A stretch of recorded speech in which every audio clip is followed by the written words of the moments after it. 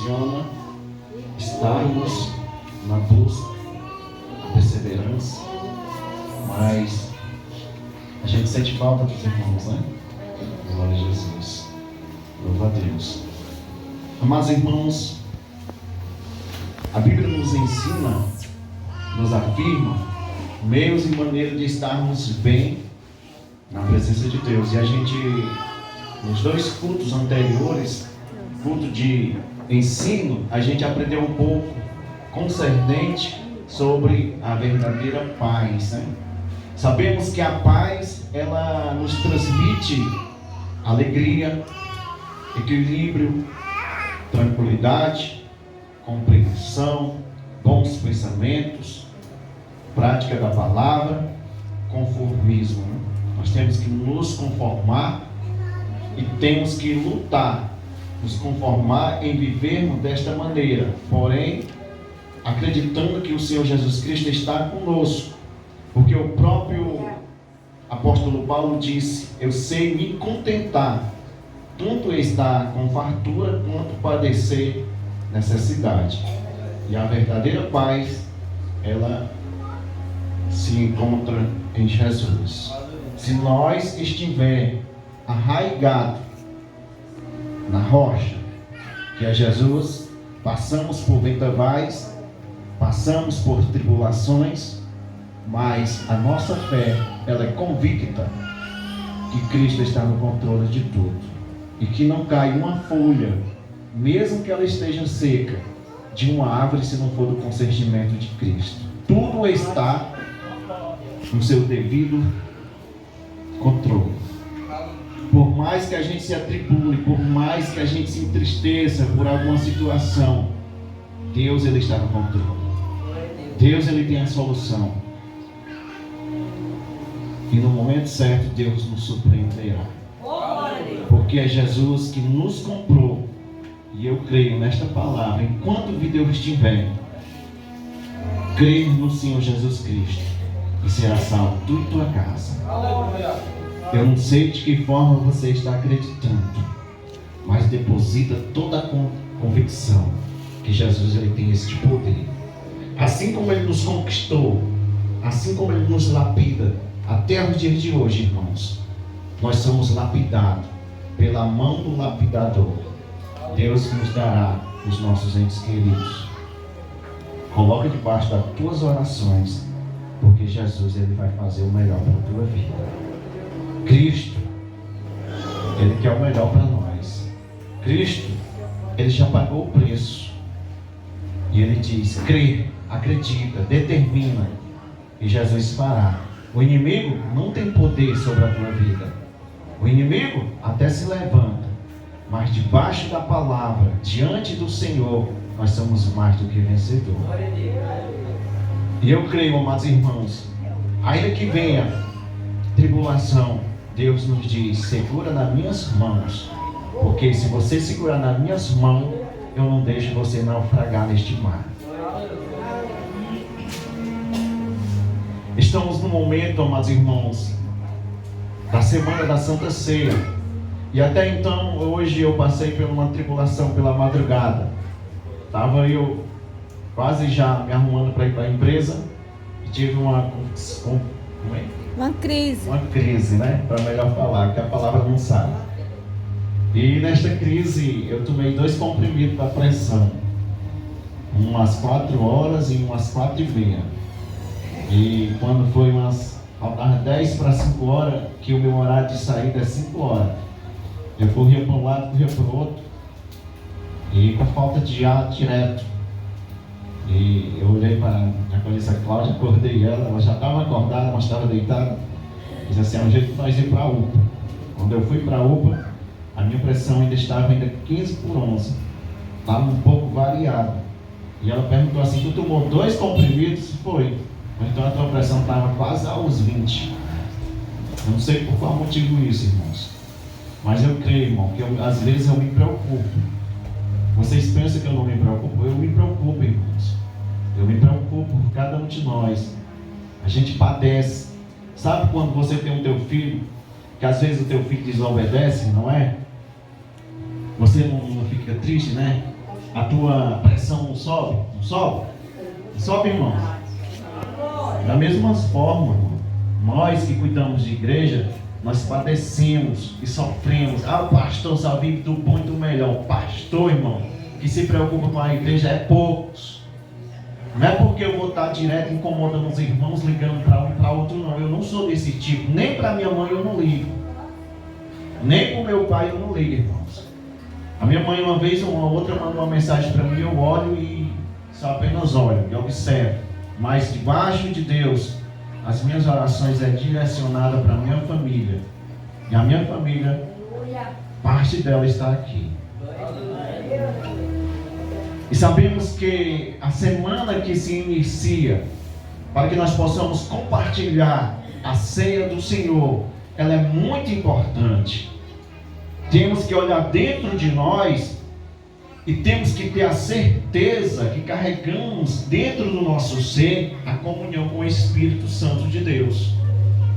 Nós não podemos fugir dessa verdade tão real.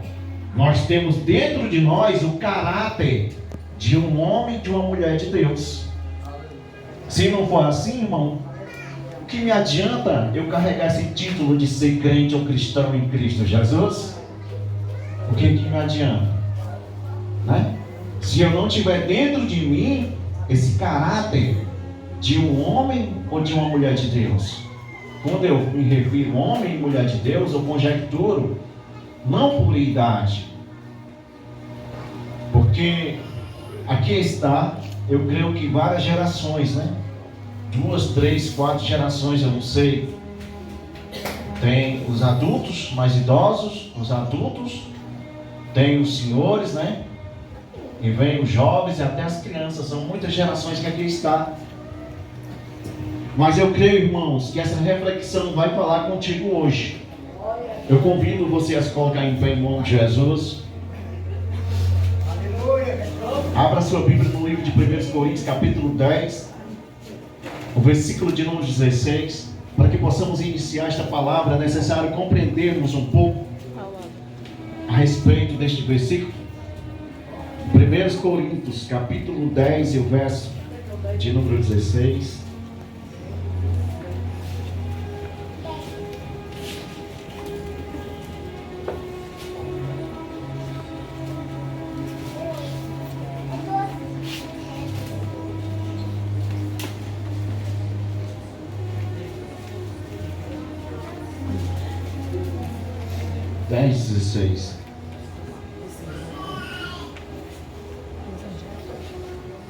Amém? Amém. Diz assim a palavra do Senhor: porventura, o cálice de bênção que abençoamos não é a comunhão do sangue de Cristo? É uma pergunta, não é?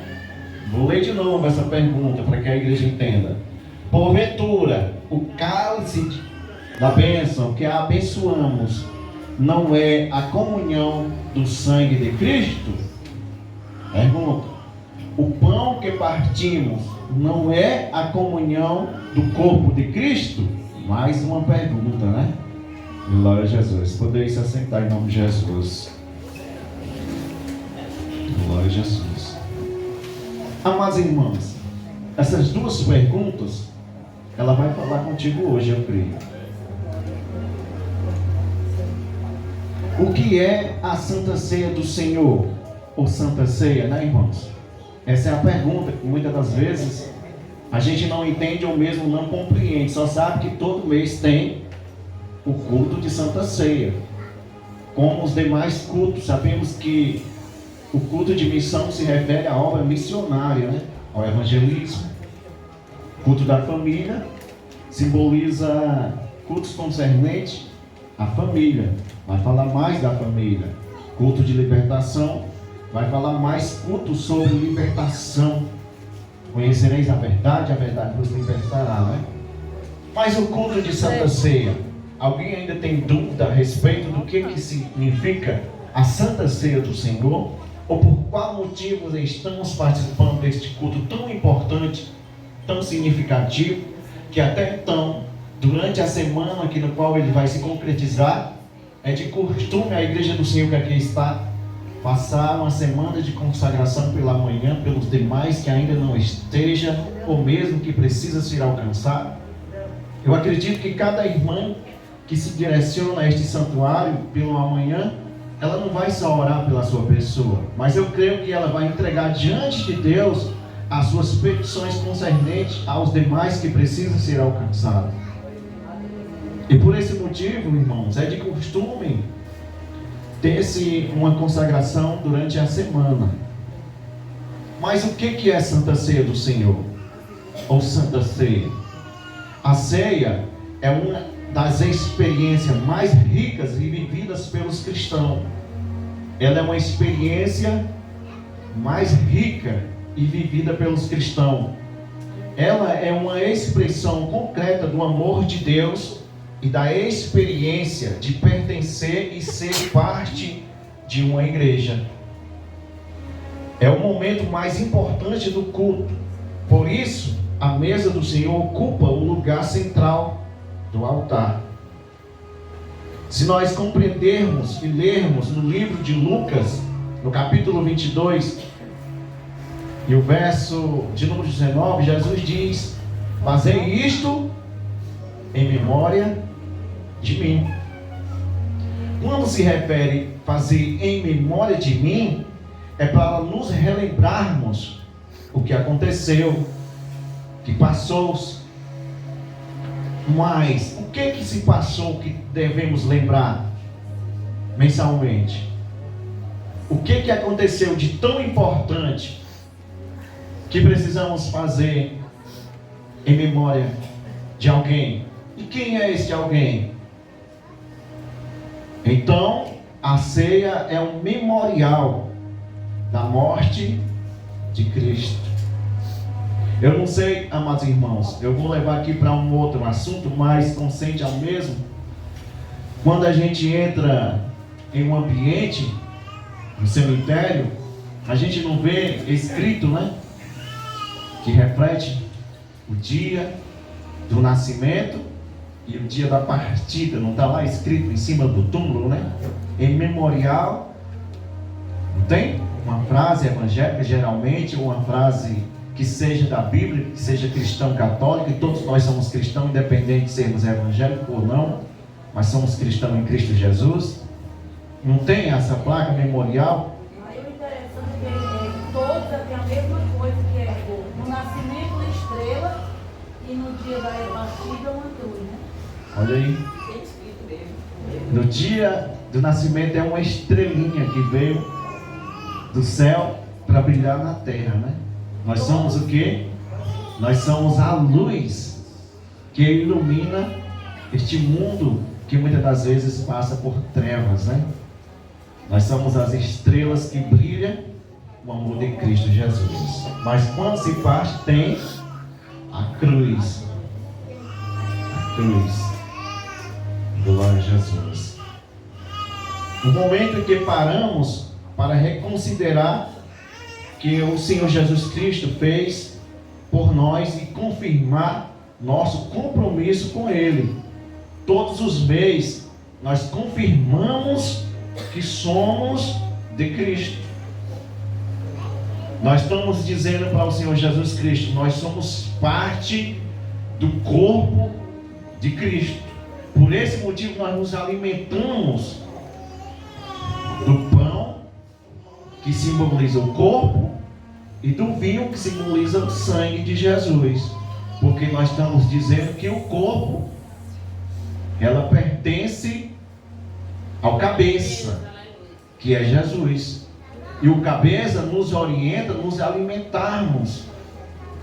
Porque o próprio Senhor Jesus Cristo nos orientou e disse: todas as vezes que fizerem o que fazem, nós estamos fazendo hoje, nos dias atuais, nós estamos relembrando algo que aconteceu há mais de 2000 anos atrás, que foi a entrega do Senhor Jesus Cristo para morrer, morte de cruz, pela nossa salvação. Imagine Jesus na cruz, derramando o seu sangue, renunciando a si mesmo, E às vezes, pessoas menosprezam. Imagine isso.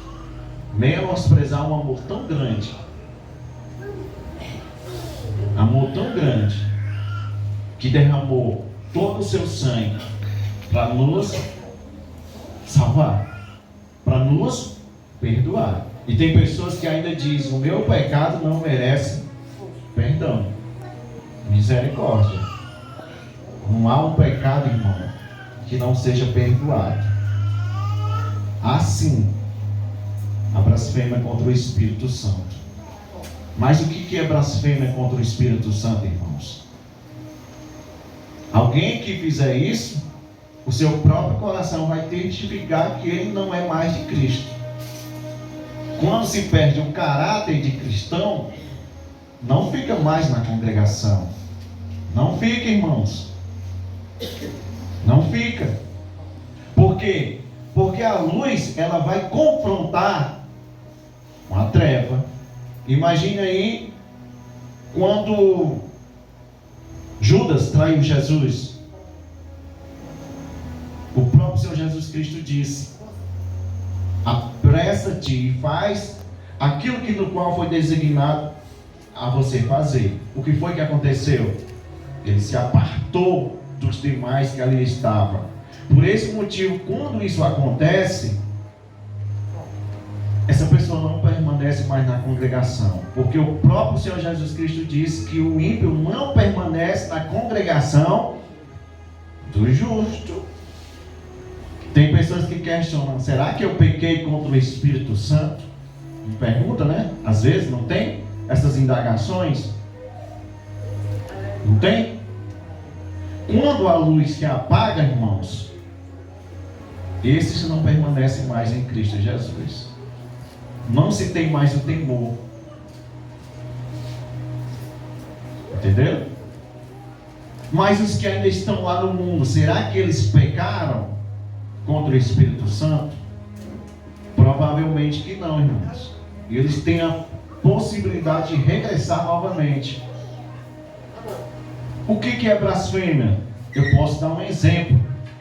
A Bíblia diz que quando o Senhor Jesus Cristo estava fazendo os prodígios e os milagres, dentre eles estavam os fariseus, não era? Eles estavam ali e dentre eles se questionou algo contra a pessoa do Espírito Santo. Exemplo: Jesus curando os leprosos, Jesus ressuscitando os mortos, e vem um filho do inimigo e diz: ele está fazendo isso aí pelo poder de Beelzebub. Imagine o Satanás ressuscitar um morto, irmãos. Aonde que isso vai acontecer? Só nunca. Imagine o Satanás dando vida. Imagine o Satanás curando uma ferida, irmãos. Só nunca. Mas, pastor, está escrito que na Bíblia o Satanás ele vai se vestir como um anjo de luz, mas ele vai fazer os prodígios nos quais Jesus fez? Não. Satanás ele veio para matar, roubar e destruir. Essa é a sua função.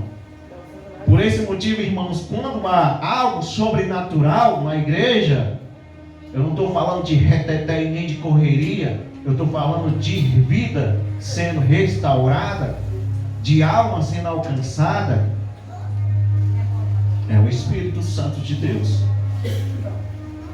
E eles blasfemaram contra o Espírito Santo e disseram: esse daí faz isso pelo príncipe das trevas. E Jesus olhou e disse: por que vocês estão com os corações duros? Vocês não acreditam? Por acaso o reino das trevas ele está dividido entre ele? E Jesus diz: tudo quanto vocês pecar, se for contra o Filho, ou mesmo contra o meu Pai, será perdoado, se vocês quiserem ser perdoados. Mas digo uma coisa para vocês: se vocês pecar contra o Espírito Santo, não terá mais o perdão. Por esse motivo, irmão, nós nos examinamos. Se for para falar e falar besteira, é melhor ficar calado. Não é isso?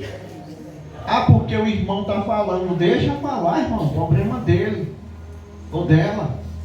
Ah, porque eu estou no grupinho, que o grupinho está falando coisas indevidas, eu vou falar também só para mim ser. Jesus. Só para mim me entrosar, vai. Misericórdia. Né? Aí vai. Pensa que não, está com o coração duro que nem uma pedra. Só misericórdia. Precisamos participar da Santa Ceia. Irmãos, quem pode ler aí no livro de Mateus, capítulo 26, verso 26 ao 30. Vamos ler 26, do 26 ao 30. E vamos entender o que é, o que devemos e precisamos na Santa Ceia. Enquanto comiam, Jesus tomou o pão e, abençoando, o partiu e deu aos seus discípulos e disse: tomai e comei isso, é o meu corpo. É até qual número? É o 30. E tomando o cálice e dando graça, deu-lhe dizendo: bebei dele todos, porque isso é o meu sangue, o sangue do Novo Testamento, que é derramado por muito para a remissão dos pecados. E digo-vos que, desde agora, não beberei deste fruto da vide, até aquele dia em que beba de novo convosco no reino de meu Pai. E tendo cantado um hino, saíram para o Monte das Oliveiras. Glória a Jesus. O versículo 26 vai falar de quê? De partilha. Leia aí Salmo 26. Enquanto comia, Jesus tomou o pão e, abençoando-o, partiu e deu ao discípulo e disse: tomai e comei, isso é o meu corpo. Tomai e comei, isto é o meu corpo. Partilha, né? Será que nós estamos partilhando este amor que está em nós? Será? Estamos iniciando, amanhã se inicia, até os panfletos. Eu comprei, são 600 panfletos. Nós estamos aqui com eles em mão. Se precisar de mais, a gente vai fazer novamente a compra. Será que nós vamos nos reter de passarmos e compartilharmos para os demais que precisam? Não, né? Vamos evangelizar. Vamos compartilhar este amor, irmãos. Eu não estou falando de pão, de alimento que alimenta o corpo físico, não. Eu estou falando do pão que é descido do céu, que é a palavra que alimenta tanto o corpo físico quanto o corpo espiritual. Porque a própria Bíblia diz que o Senhor Jesus Cristo falou para o Satanás: não só de pão vive o homem, mas de toda a palavra que sai da boca dele, de Deus. Eu glorifico a Deus porque a gente está montando um grupo evangelístico, né? Vamos nos disponibilizar, irmãos. A gente tem em mente, em nome de Jesus, eu creio, não muito longe, de alargar mais o espaço para que os irmãos se sintam bem. Quando eu falo de espaço, é um momento de maior, para comportar mais os irmãos. A gente tem essa visão em mente, de crescimento, irmão. Não só no espiritual, mas também no social. Quando nós evangelizamos, nós estamos fazendo uma obra social para a sociedade. São muitas vidas que estão no vício da droga, no alcoolismo, que param para ouvir a tua mensagem, porque tem sede da palavra que transforma. Muitas das vezes, alguém que antes era evangélico e agora não consegue mais regressar porque não tem uma mão que lhe sustente, né, para trazer. Quando Jesus diz: segura na minha mão, qual é a mão que vai se estender para essa pessoa para vir até a congregação dos justos? Nós somos justos porque somos justificados em Cristo Jesus. Mas qual é essa mão que vai se estender? Será que Deus vai mandar um anjo lá do céu para para cá, para a terra, para pegar aquela pessoa e trazer? Com certeza não, né, irmãos? Porque eles quiseram evangelizar. Imagine se Deus dissesse para os anjos: desce, anjos, vai lá para a terra. Será que nós estaríamos aqui ainda hoje? Ó, como diz a irmã, não. Por quê? Porque os anjos, eles não iam parar e não iam se intimidar por qualquer problema nenhum. Eles iam evangelizar, e toda essa nação já tinha sido evangelizada, e Jesus tinha voltado para buscar a sua noiva para se encontrar com ele nos ares. Mas essa missão foi nos dada para que a gente possa compartilhar com os demais que precisam. O 27, renovação da aliança. O que fala aí o 27? Tomando o cálice e dando graça, deu-lhe dizendo: bebei dele todos. Renovação da aliança, né? Essa aliança que no qual Jesus nos proporciona é estarmos bem com Ele todos os dias. Imagine você, quando você faz o seu voto de confiança com seu esposo ou com a sua esposa, no momento que a juíza pergunta, não é? E ele diz que vocês têm que viver até que a morte os separe. Não é uma primeira tribulação que vem, não. Não é? Até que a morte os separe. Mas essa renovação, ela tem que ser contínua, porque ninguém é perfeito, irmão. Todos nós temos os nossos defeitos e as nossas dificuldades virão nos dias que se sucedem após a nossa confirmação e até mesmo em juramento. Por esse motivo nós temos que viver em tolerância um com o outro. Nós não podemos ver somente os defeitos do nosso cônjuge. Nós temos que ver as suas qualidades. E nós temos que buscar que essas qualidades sejam acrescidas ainda mais. Nós devemos elogiar. Não é isso? Temos que elogiar o nosso cônjuge. Por quê? Porque se nós não fizermos isso, vem um outro ou uma outra, usando as artimanhas do Satanás, do inimigo, desculpe das palavras, aí vem querer botar, né, as suas garras onde não pode. Então, nós temos que renovar a nossa aliança, né? Todos os momentos. Ainda que tenha conflito, mas que os conflitos sejam momentâneos.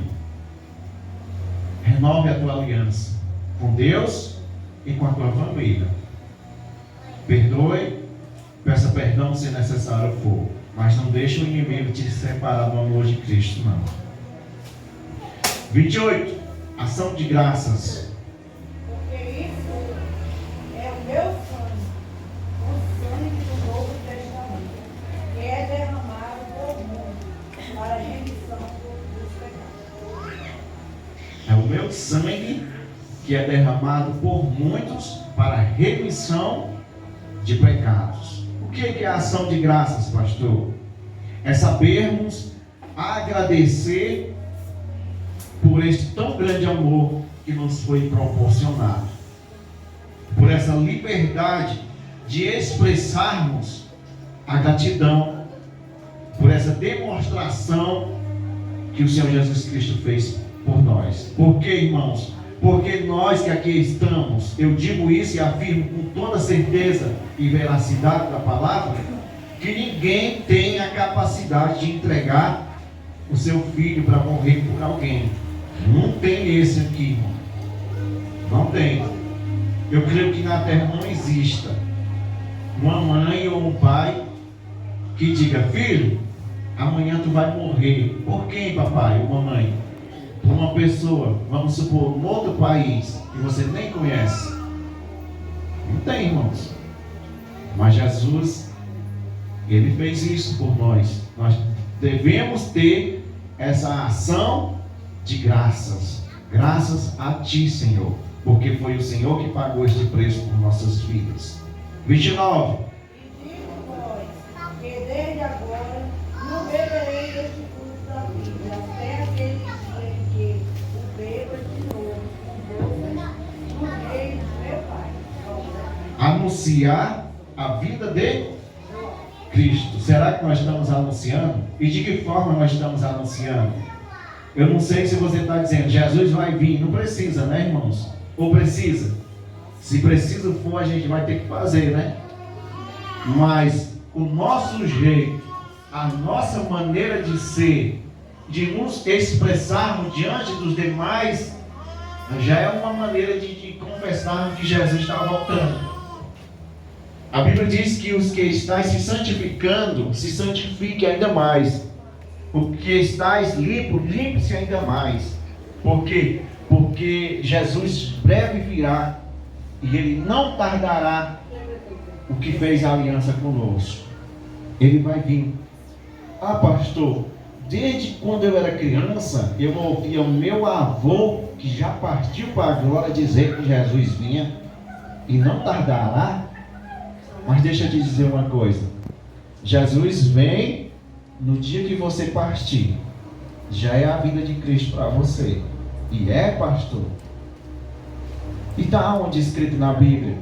Posso te dizer, após a morte segue-se o juízo. Os que morrem nada sabem o que acontece no céu ou mesmo aqui na terra debaixo do sol. Eles dormem para que um dia eles possam ser ressuscitados. No soar da trombeta, os mortos ressuscitarão para se encontrar com o noivo nos ares. E nós que estamos vivos, nós vamos ser levados e transformados num corpo celestial nos ares, para a glória de Deus. Aleluia. Que maravilha, né, irmãos? Glória a Deus. Oh, Jesus maravilhoso. E é, pastor, quando uma criança que tem 1 aninho de idade, ela morre, Jesus já voltou para ela. Por quê, pastor? Porque no dia que ela se acordar, ela vai estar olhando para os olhos de Jesus, face a face com o Rei da Glória. No dia que nós morrer, que for a ressuscitação dos mortos, nós vamos se encontrar com o nosso noivo. Aleluia. É a vida de Cristo. E é, pastor? Passa-se geração em geração e Jesus vai voltando para cada um que morre. É, pastor? Então se programe para se encontrar com Ele. Imagine quando você dorme, quando você está dormindo um sono bem pesado, mesmo que tu está cansado, irmão. Você não consegue nem se lembrar do que você sonhou, né? Não consegue. Você só vai se lembrar que quando você se acorda. Aí então você vai começar o teu raciocínio novamente voltar ao normal. Você não sabe de nada, irmão, que aconteceu durante a noite. Pode alguém entrar no cômodo onde você está, acender a luz. Pode acontecer o que acontecer. Se o teu sono não for despertado, você não vai saber de nada, né? Da mesma forma são os mortos. Eles estão apagados. E no dia que Jesus disser assim, se acorda, todos vão subir, piscar de olhos. Vai ser tão rápido. Vamos se encontrar com Jesus nos ares. Nós temos que anunciar as boas novas de salvação. Imagina a pessoa que estiver aqui, pastor, vendo uma coisa dessa daí, não morre mesmo, não tem direito, né? Você imaginou? Jesus. O som da trombeta, da palavra de Deus, lá em Apocalipse, quando der o som da trombeta, a primeira pessoa que vão escutar é que ouve, né? Aí, ó, já imaginou, o cabo tá ali no canto, ali, o cabo na terra, botando pra cima. Meu irmão, o cabo, se for uma pessoa igual de Deus, cai pra trás. Só Jesus na casa. Ainda bem que ela vai ser levada também no meio. Eita, Glória a Jesus. Anunciar as boas novas da salvação. Irmão, abre a tua boca e evangeliza, pelo amor de Deus. Tem alguém na tua casa que precisa de Jesus. Como é que eu vou evangelizar, pastor? No teu celular não tem nenhum louvorzinho de Cristo, não? Não tem, não? Tem aquele louvor que diz: ainda que abre e cortar pelo cheiro das águas. Né? Não tem? Bota esse teu celularzinho aí para ver se incomoda esse povo, irmão. O inimigo está te incomodando. O inimigo passa com um som na tua rua, fazendo um barulho do tamanho do trem, aquelas buzinas do trem, e tu fica só tampando os teus ouvidos. E você não quer pegar o teu celularzinho bem simplesinho e botar um louvor evangélico para incomodar as trevas, não. Que vergonha, né, irmão? Que vergonha. Que crentes frouxos nós somos, né, irmãos? Não é? Que nós não se converte e nem quer que os outros se convertam também. Eita glória! Não é? Anuncie as boas novas de salvação, irmão. 30, irmãos. Se não der tempo, irmão, não se preocupe. E tendo cantado um hino, saiu para o Monte das Oliveiras. Preparação para sair e vencer o mundo. Exemplo, quando eu vou evangelizar, olha aqui para cá, irmãos. Aqui está os panfletos. Pastor, eu vou chegar na igreja, eu vou só pegar os panfletos da mão do Senhor e já vou sair da igreja e já vou entregando. Diz a irmã, não, né? Não, irmão, se prepara, porque nós vamos para um confronto. Se prepara, nós vamos evangelizar amanhã. De manhã, nós vamos nos consagrar, né? Eu vou estar em casa, eu vou ter a possibilidade de ir, mas a minha esposa lá no monte, de manhãzinha cedo, em nome de Jesus, nos programar para nós podermos fazer algo importante que é o evangelismo. Mas pastor, é preciso? É, irmãos, não é de qualquer jeito, né? Por quê? Por quê, pastor? Por que isso? Porque imagine se um endemoniado se manifestar e dizer assim, eu vou matar vocês. Aí nós vamos correr e vamos bater os pés na bunda.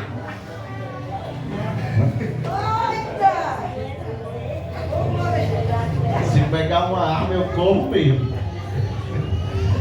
Né, irmãos? A gente tem que ir preparado, irmãos. Mas eu não vou ver como que fizeram lá no trabalho, não. Fizeram um papel para evangelizar, pediram um papel para evangelizar, você só rebolando no chão, né?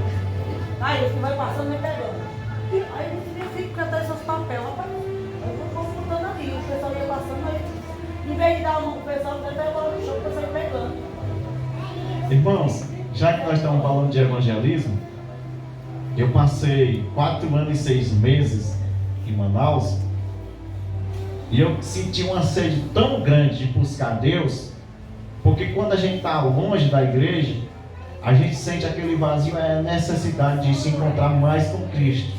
Sabe o que eu fazia? Eu pegava, ia lá na Casa da Bíblia, lá em Manaus, pegava, comprava um monte de panfleto, e quando era dia de feira lá em Manaus, eu saía na feira, no meio das bancas, entregando os panfletozinhos e dizendo, Jesus te amo, Jesus te amo. E só escutava o pessoal, amém, amém. Né? Não conhecia ninguém, mas quando eu voltava, eu não voltava com nem um panfleto. Eu entregava tudinho, até no ônibus que eu ia entregando. Porque é importante o evangelismo. A gente vê que o Matos Nascimento disse no seu testemunho que quando ele aceitou a Jesus foi através de um panfleto desse. Ele disse assim, eu estava num voo de São Paulo, não sei, para o Rio, era entre São Paulo e o Rio. Ele disse que meteu a mão no bolso e tirou um panfleto. E quando ele abriu, ele olhou o panfleto. O que adianta o homem ganhar o mundo inteiro se perder a sua alma? E ele era um cantor que cantava nos Paralamas do Sucesso. E tinha uma fama tão grande nesse tempo, os Paralamas do Sucesso, que eram jovens, adultos, tudinho louvava, cantava as músicas deles, não é louvor, né? E ele aceitou a Jesus. Continuando. Quem deve participar da ceia do Senhor? Mais uma pergunta, né?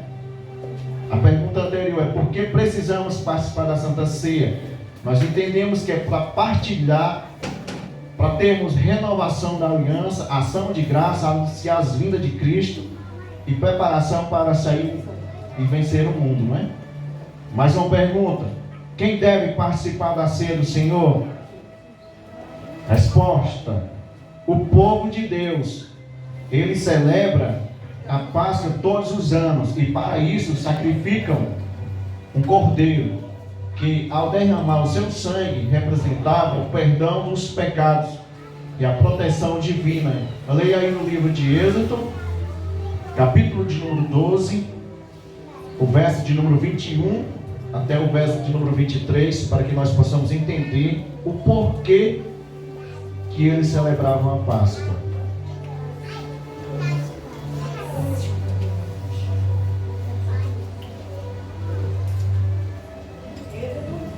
Capítulo 12, verso de número 21 até o 23.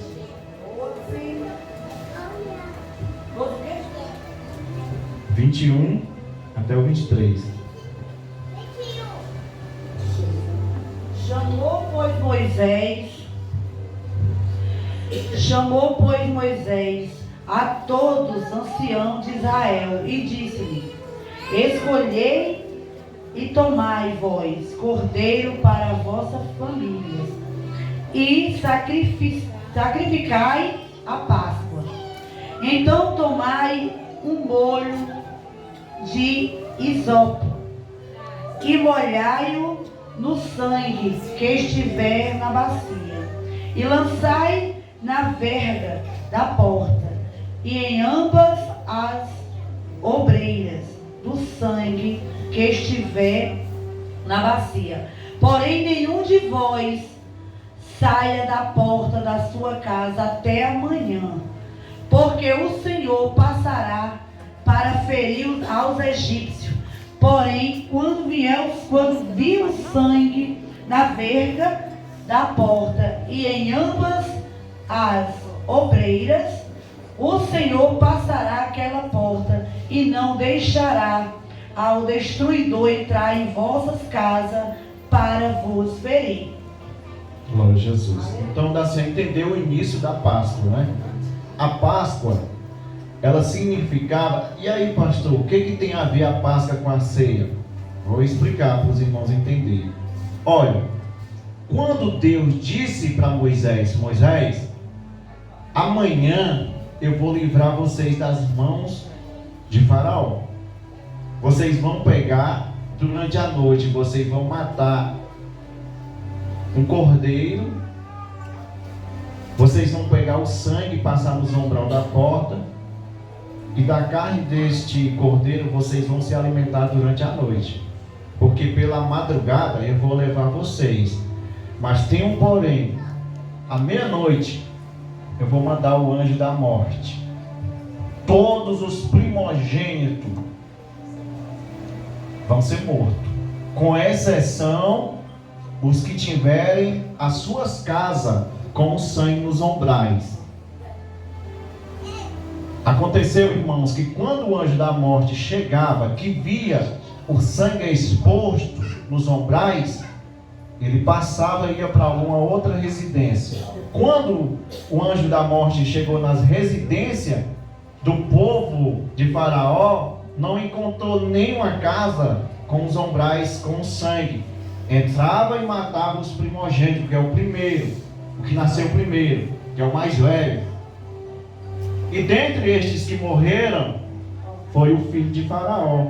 Por esse motivo, Faraó se contrariou pelo amanhã em ver o seu filho morto e disse: vão embora, eu não quero mais vocês aqui não. Leve o vosso rebanho, leve as vossas esposas, leve as vossas servas, leve as vossas crianças, mas sai da minha presença, porque o meu filho está morto. Ele libertou o povo e o povo foi embora.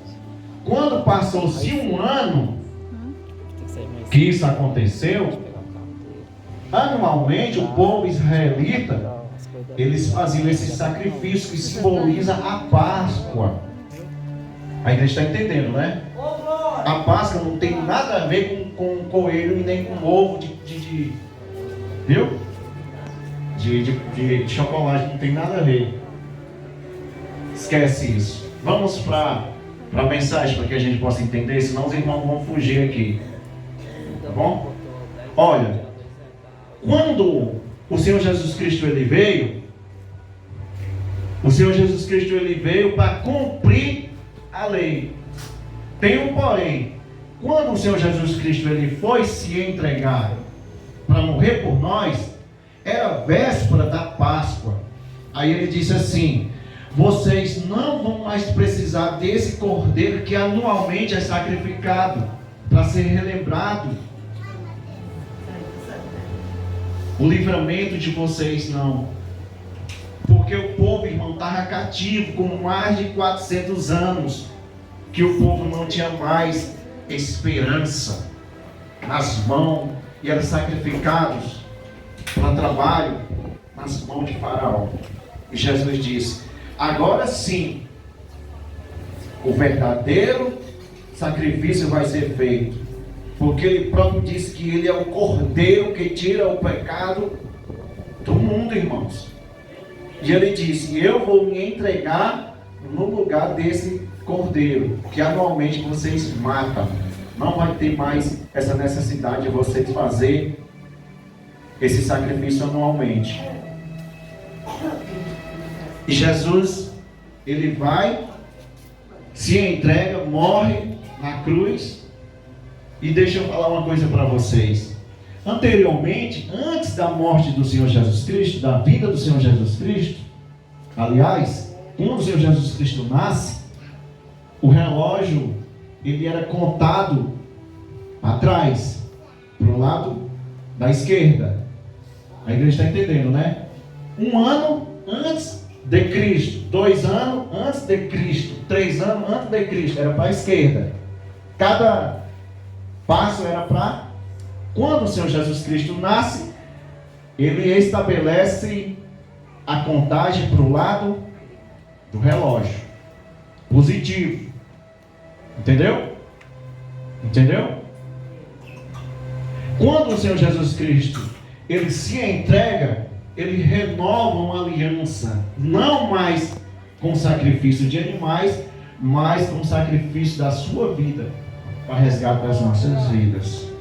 Por esse motivo, nós entendemos que a Páscoa, ela foi automaticamente, na passagem que o Senhor Jesus Cristo fala, a Santa Ceia. Por quê? Porque a Santa Ceia, ela simboliza algo que o Senhor Jesus Cristo fez.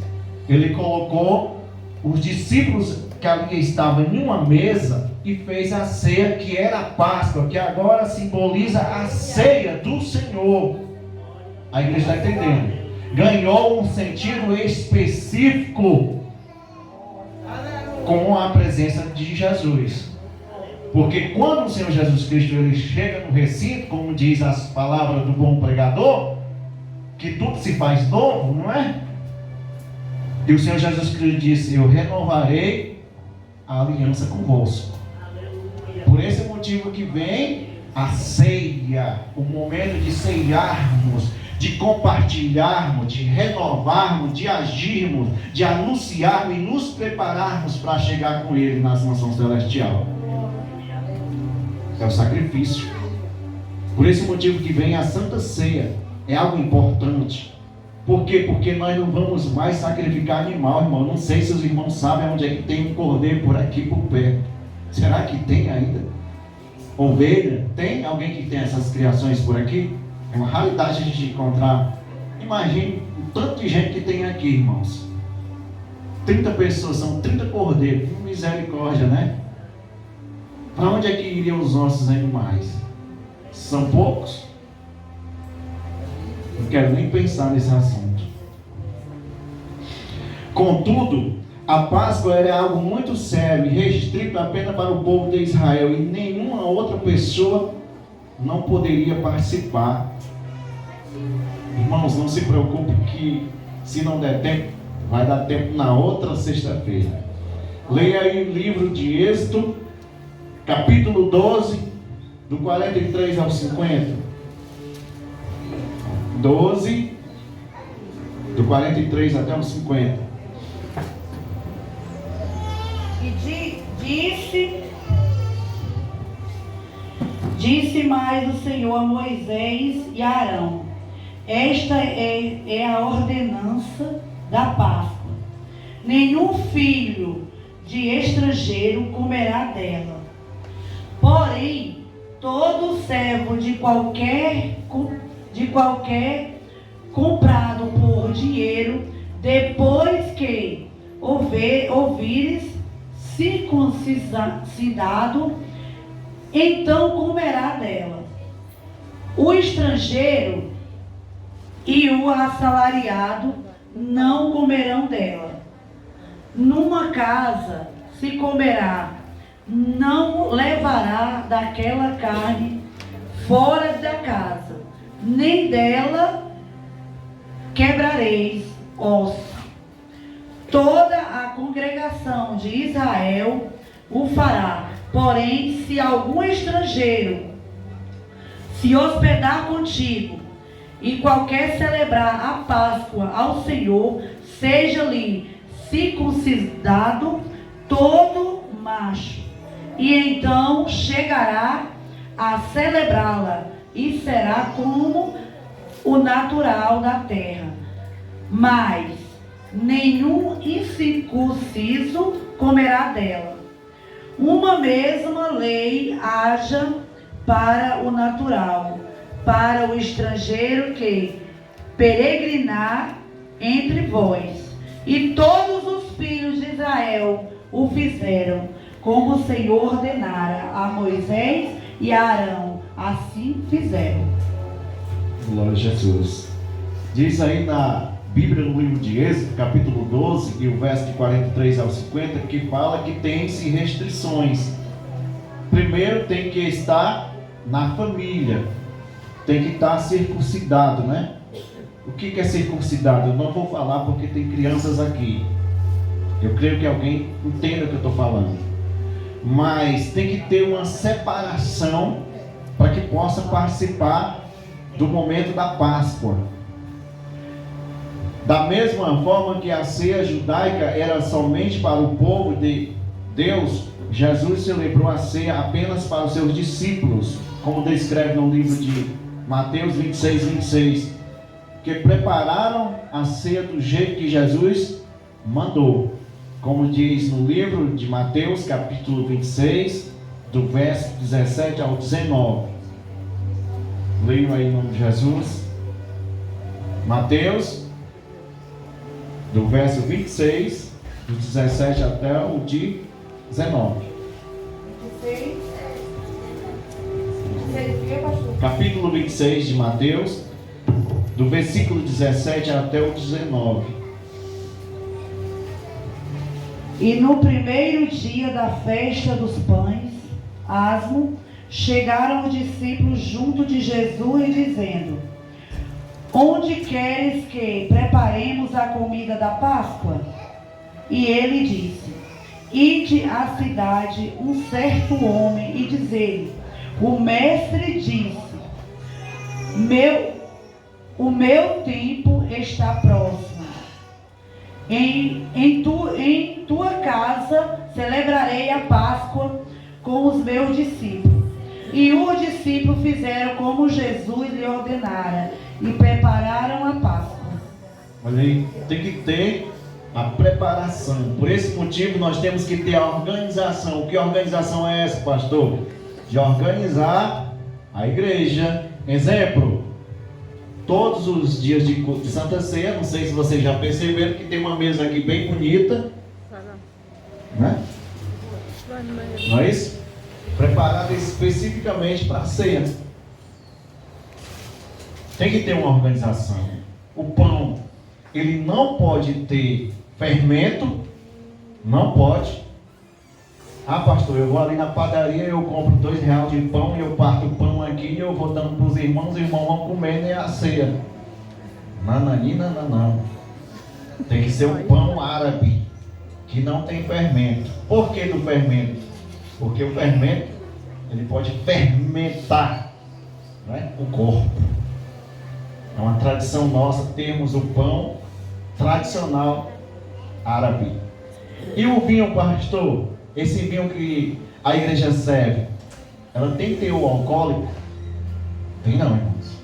E não, pastor, porque eu conheço a igreja que o pastor disse que temos que beber vinho, porque o Senhor Jesus Cristo disse para Paulo bebe um pouco de vinho por causa do teu estômago. Hoje, e o teu estômago está enfermo por acaso? Não temos remédio não na farmácia. Eu tenho que beber o álcool. Então vai beber no comércio, porque na igreja do Senhor não é permitido beber álcool. Não é? Mas a Bíblia diz, pastor, que temos que comer tudo que é botado na mesa sem questionar. Quando comemos inocentemente, sim, irmãos. Mas aqui é a casa de Deus. Por esse motivo, o vinho é 100% sem teor alcoólico. Vinho natural, da uva. Não venha pensar que tem álcool dentro do vinho que não tem não, irmãos. E por que esse vinho é tão bom? É porque a gente compra do melhor que a gente encontra no comércio. A gente não vai comprar um vinho de segunda, a gente comprar o vinho de primeira. É o melhor que existe no comércio. Eu faço questão de procurar, irmãos. Por quê? Porque nós temos que fazer do melhor para Deus. É dessa forma. Alguns critérios para participar da ceia são ser discípulos de Jesus. E quem são os discípulos de Jesus? A Bíblia diz que ele veio para os seus e os seus não quiseram. Todavia, aqueles que se entregaram, que aceitaram Jesus, deu-se a entender que somos filhos de Deus por adoção e automaticamente nós somos discípulos de Cristo. E de anunciar as boas novas de salvação. Você é um discípulo de Cristo. Você tem a missão, porque Deus te mandou evangelizar. Por esse motivo você é um discípulo que pode ensinar os demais que precisa ser alcançado. Discípulo é que dá discipulado, é que ensina, é que traz para a presença de Deus. Você é um discípulo. E pastor.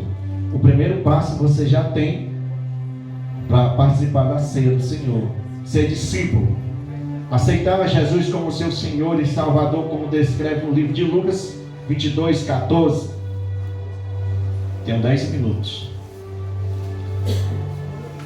Eu vou terminar só essa parte aqui e o restante eu deixo para a próxima. 22:14. Lucas 22:14, irmãos. Chegada a hora, pôs-se à mesa, e com ele os 12 apóstolos. Glória a Jesus. Ser discípulos, ser apóstolo de Cristo. Hoje nós não temos apóstolos. Alguém se intitula apóstolo? Não existe. Apóstolos é que viram e conviveram com Cristo. Mas Paulo, ele foi intitulado apóstolo, ele não presenciou. A Bíblia diz que ele teve um encontro com Jesus. Jesus disse: Saulo, Saulo, por que tu me persegue? E pastor. E por que tem os títulos de apóstolo? Eu não sei. Existem hierarquias que o homem determina para a sua própria edificação e não a de Cristo. Porque apóstolos foi no tempo da existência de Jesus. Daquele período para cá não existe apóstolos. Existem servos, seguidores de Cristo. Mas no termo pastoral a Bíblia descreve que existe esse título de pastor. Há uns Deus para pastores, né? Como descreve, evangelistas e assim por diante. Segundo, ser batizado. Nós não podemos participar da ceia do Senhor se nós não recebermos o batismo. O que é batismo? Renúncia de pecados. Nós temos que descer nas águas, porque quando nós descermos nas águas, nós estamos dizendo: Senhor, sepulta os nossos pecados, lança no mar do esquecimento os nossos pecados. Você desce na água, quando você se levanta, você está dizendo assim: Senhor, me ressuscita para uma vida nova. Você está celebrando a morte e a ressurreição. Por esse motivo é necessário o crente ser batizado. Tem um compromisso com Deus e com a igreja. Leia aí Marcos 16:16. 16:16.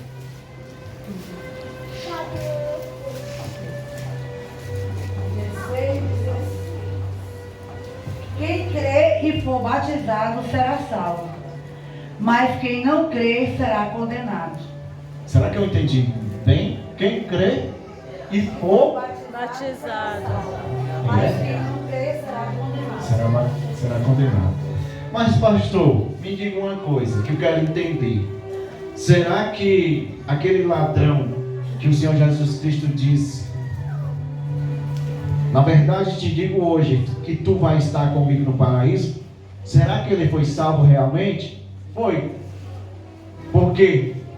Porque ele se arrependeu e não deu tempo dele ser batizado. Se nós temos o tempo de sermos batizados, sim, nós temos que ser batizados. Entenderam?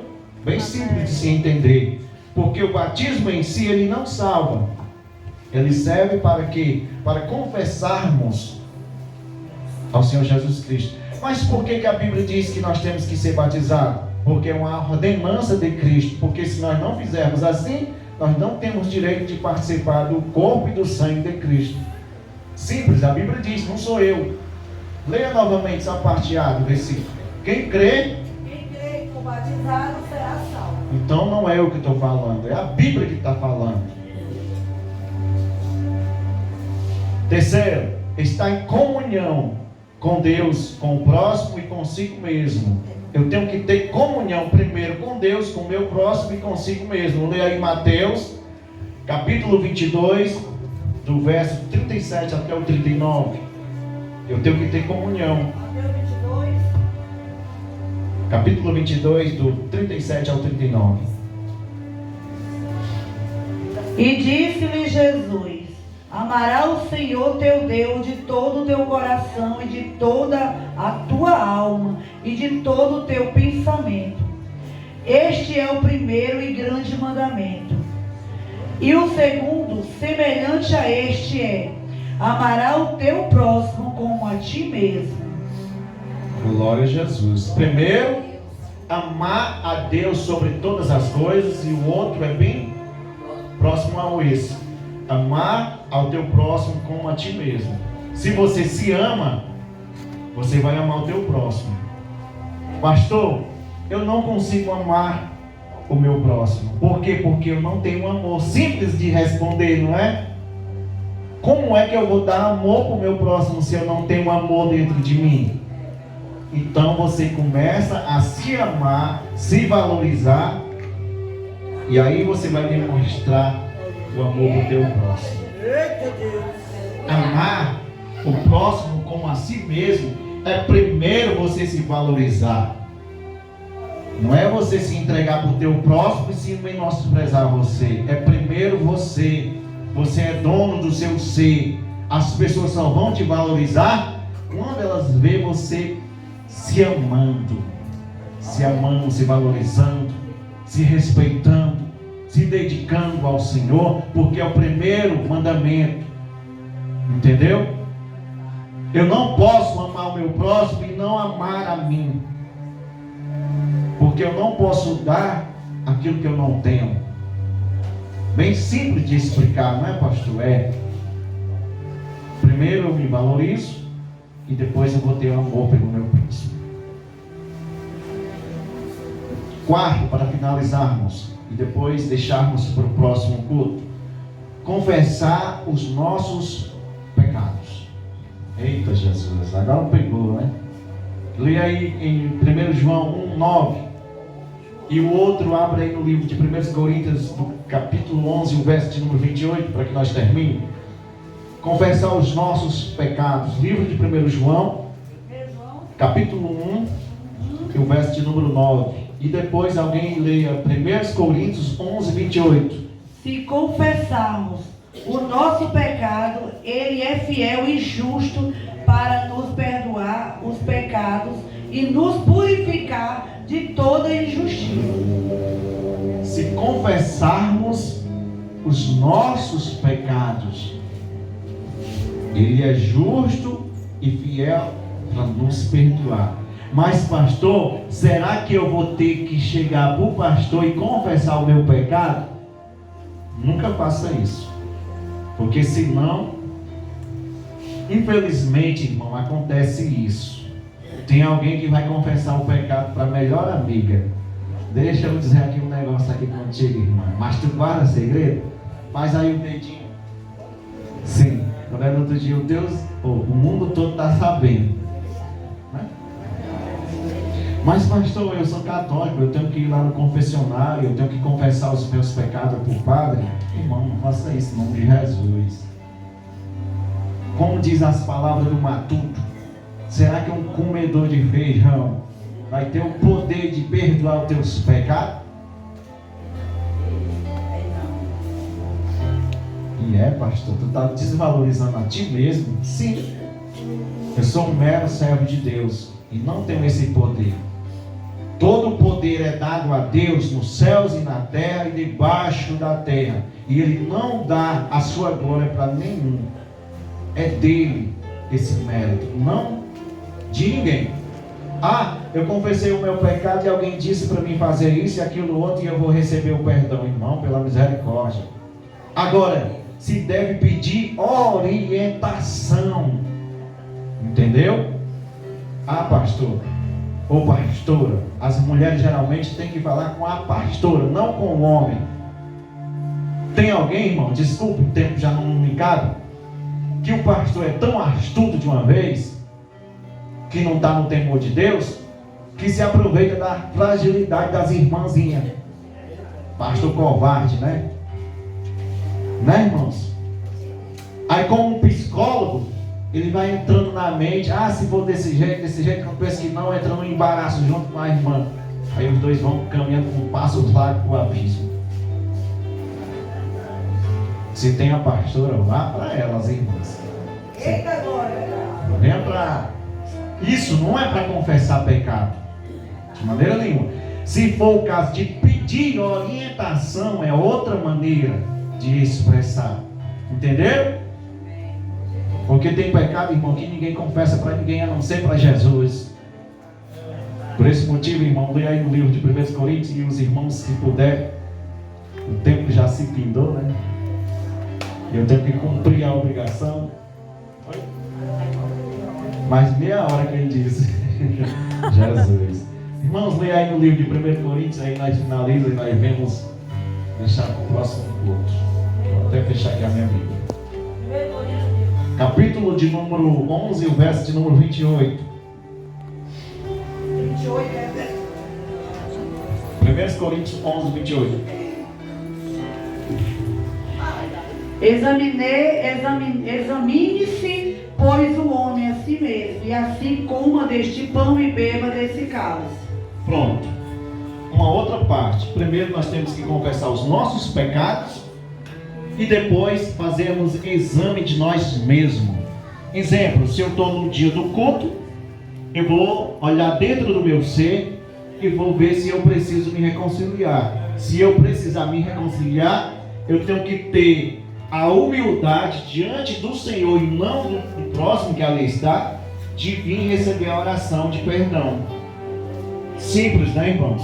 Para que você não possa participar indignamente do corpo e do sangue de Cristo. Por esse motivo requer o exame de dentro de nós. Nós nos examinamos e dizemos assim: pronto, eu estou bem para cear. Quando o pastor perguntar se é para ir lá para frente, eu estou ciente que eu não vou, porque eu estou bem. Mas se eu não estou, o primeiro passo é eu que tenho que dar. Porque você está fazendo isso é para Cristo. Eu não sei qual é o teu pecado. O irmão que está do lado não sabe. O irmão que está do outro lado não sabe. Mas Deus sabe. Por esse motivo você tem que fazer isso consigo mesmo. E o restante do texto, que é uma outra folha, né, irmãos?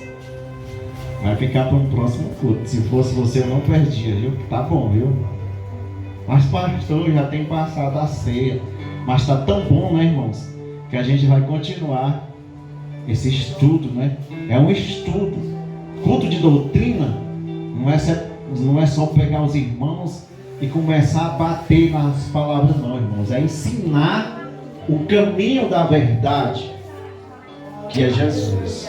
A Bíblia diz que o Senhor é a verdade